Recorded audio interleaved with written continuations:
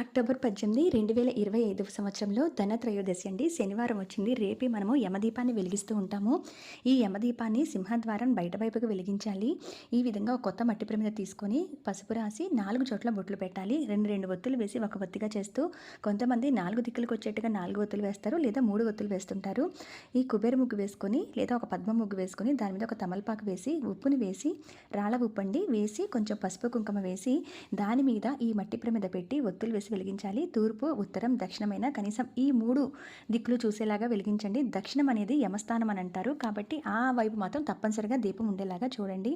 ఇది సాయంత్రం లక్ష్మీ కుబేర పూజ చేయడానికి ముందుగా ఈ యమదీపాన్ని వెలిగించి ఆ తర్వాత పూజను చేసుకోవాలి. ఇది ఆనవాయితీ అవసరం లేదండి. అకాల మృత్యు భయాలు, అకాల మరణాలు, గండాల నుంచి బయటపడటం కోసం ఈ యమదీపాన్ని ఇలా వెలిగించుకుంటూ ఉంటాము.